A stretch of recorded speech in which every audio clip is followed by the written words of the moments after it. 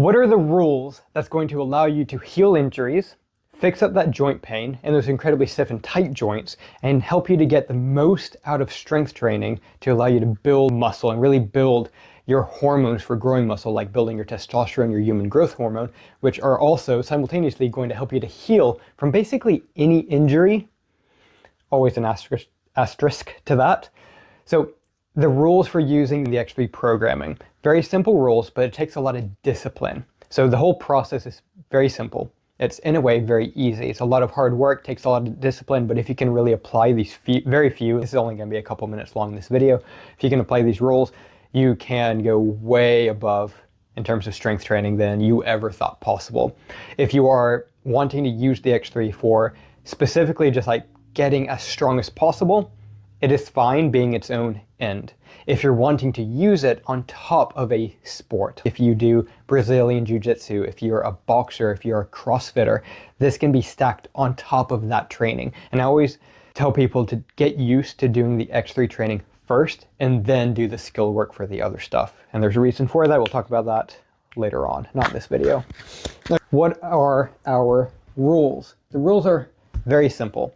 And they're not going to be in any particular order, so it's not like most important, least important, or anything like that. It's just like they're all equally very important to making it work. Number one, when we're working out with the X3, we are trying to be as slow and controlled as possible. This is not usually anything where we are practicing explosiveness, at least not yet, especially when you're just starting out with things. You do not practice explosiveness. We can do that later on with certain movements, depending on maybe what sport you're playing or what you're wanting to apply this for. But for at least the first 3 months, the first 12 weeks of doing this, you are slow and controlled as possible. How slow and controlled? 2 to 3 seconds up, 2 to 3 seconds down on basically every single movement. Slow and controlled reps. Band stays under tension the entire time. Period. You do not move in such a range of motion as to create slack in the band.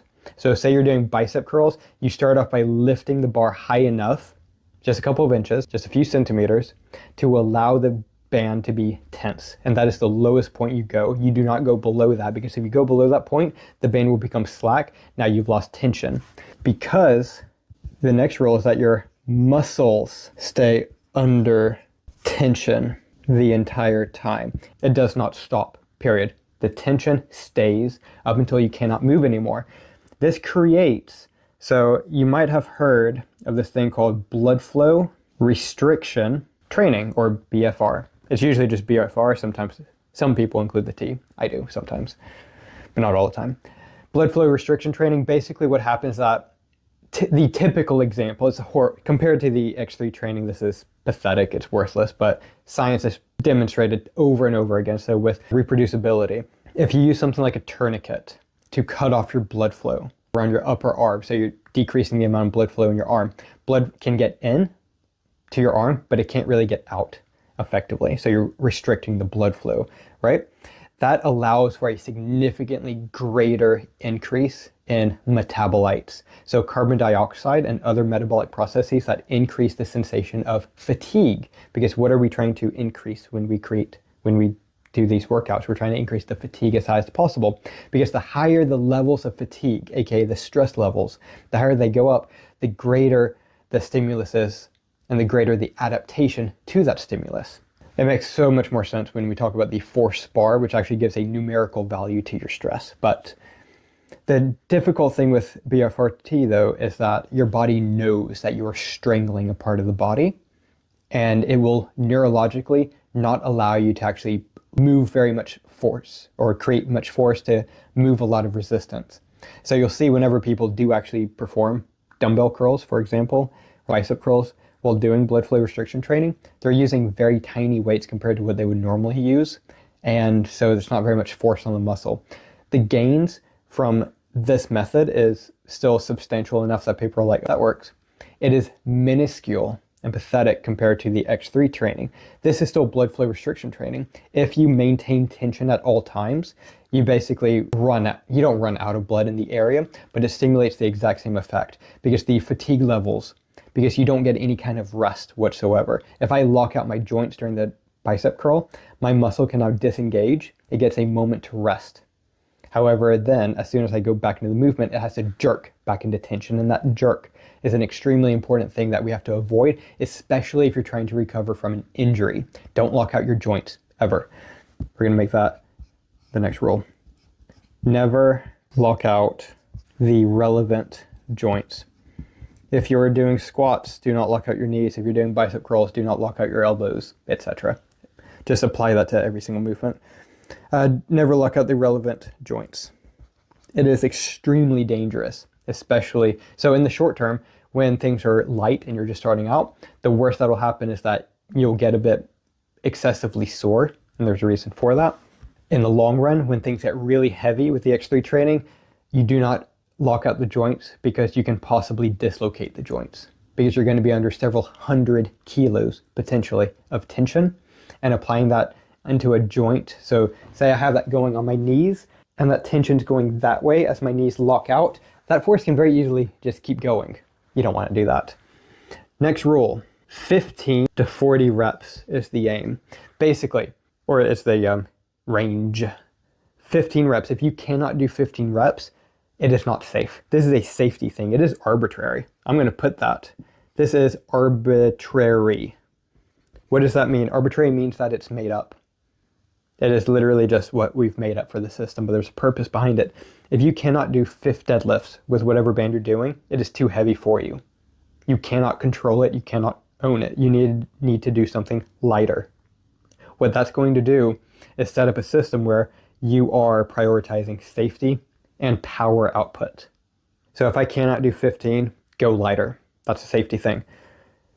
Your upper end is 40 reps at the most. Sometimes, depending on the movement, it becomes more like 30 just because you're 3 minutes under tension, and that's a long time. If you can take 3 constant minutes of deadlifting, really heavy band, just move on to the next band. But 40 reps. Why is 40 the cap? Because when you go above that, you're really just it's just endurance work at that point. You're not really training for strength and power. Strength and power is what builds up muscle and leads to the development of muscle. When you're working on endurance, you're basically just sustaining a prolonged fight or flight response.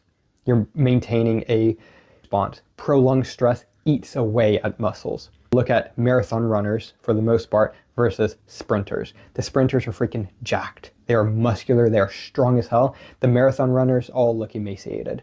They're fit in a way, but they lose muscle mass and they sometimes have pot belly, so they have a lot of visceral abdominal fat going on. There's a reason for that because their body is not using energy very well, even though they can run for 10 to 20 hours at a time.